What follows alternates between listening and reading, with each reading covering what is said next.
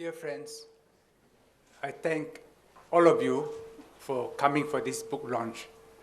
I'm very touched by your presence, and I ask for your forbearance to put up with this rather difficult space. But it's all we have, and we make the best of it. I always remember what Pope Francis said, that we should always try to find freedom in a small space. And I hope in this small, perhaps crowded, hot, humid space, we'll find our own freedom. And maybe that's life. Whatever we do, whatever the arrangements, there are constraints.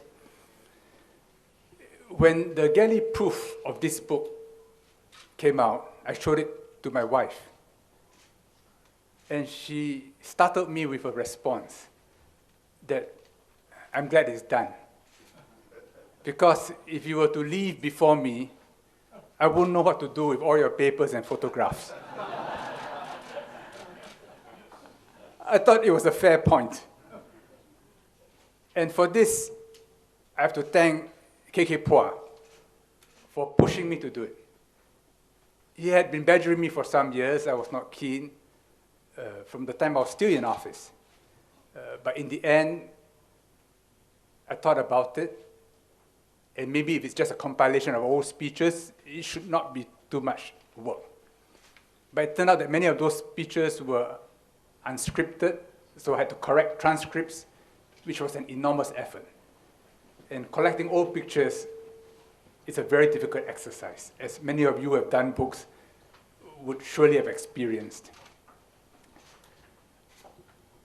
I am very grateful to Amartya Sen for writing the foreword and for agreeing to come here to launch the book. He arrived from India last night and is heading back to India tonight just for this book launch. It is a heroic effort for which Amartya, my deepest gratitude.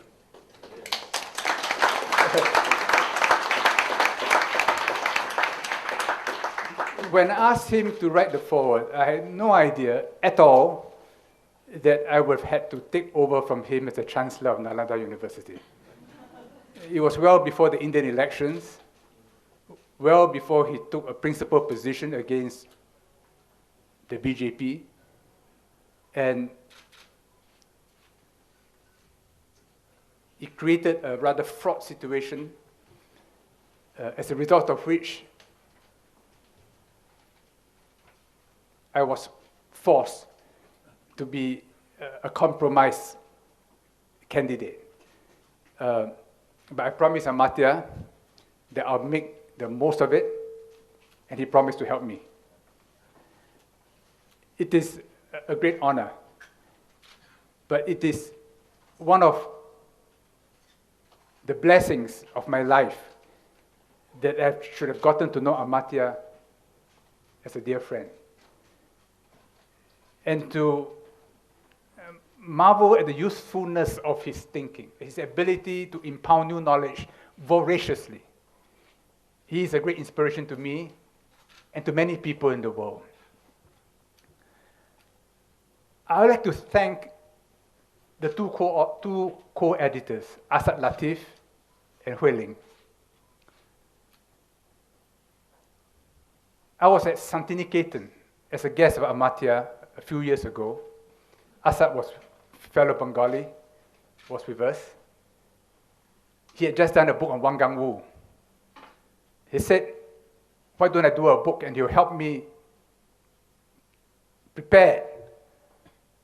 I murmured something negative, but I bore his offer in mind.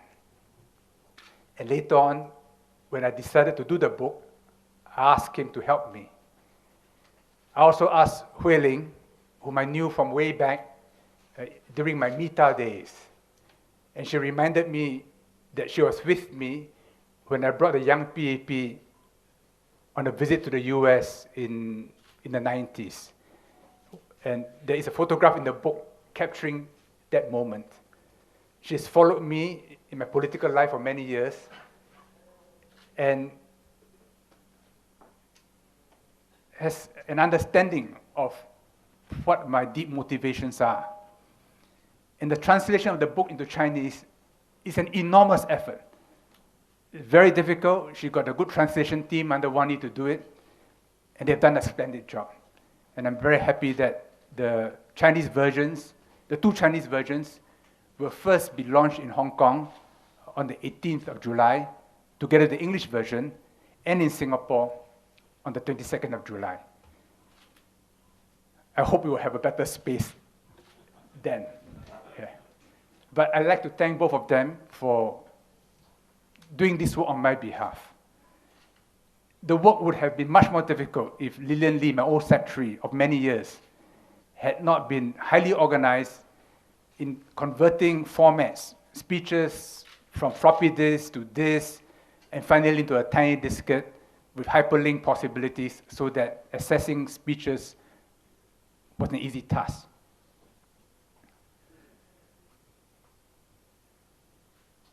I'd like to thank all of you for coming here today. Some have asked why I chose this rather strange title, Bonsai, Banyan, and the Tao. The reasons are all in the book, it's on the back cover. But I thought a little whimsicality, it's not a bad thing.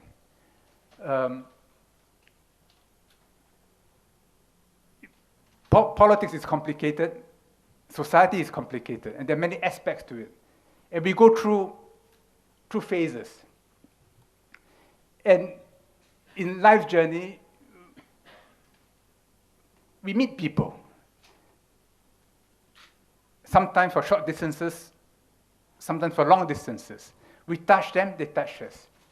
And so we have a community. And many of you who are here because somewhere along your journeys and mine, we've traveled together. And I thank you for remembering. For in some ways, the book is about a recollection of a life's journey.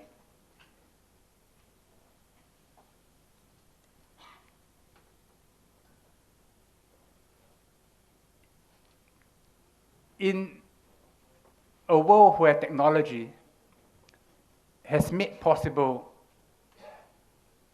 such an ease of communication, structures everywhere come under crisis. Relationships come under crisis between elders and juniors, between peers, across tribes, across cities, across countries. And the result is doubts everywhere. And as society becomes more complicated, its nature becomes more biological. In every cell in our body, every cell contains the DNA of the entire body. But as the body grows up, certain functions and abilities are switched off. But in the system, there are stem cells going around, pluripotent, which revive the bits which are old, which recharge them. As human society becomes more complicated, it becomes more biological in its nature. And all hierarchies giving way to networks, but networks held together by human beings having affections for one another, having common memories. So if a body is held together by every cell having the DNA of the whole, for society to hold together, each of us must have inside us everybody else. And this is why we need history, we need culture, we need assemblies such as this, we need books, we need recollections, we need rituals. And in the years to come, these become more and more important. Young people in society are like the stem cells in our body.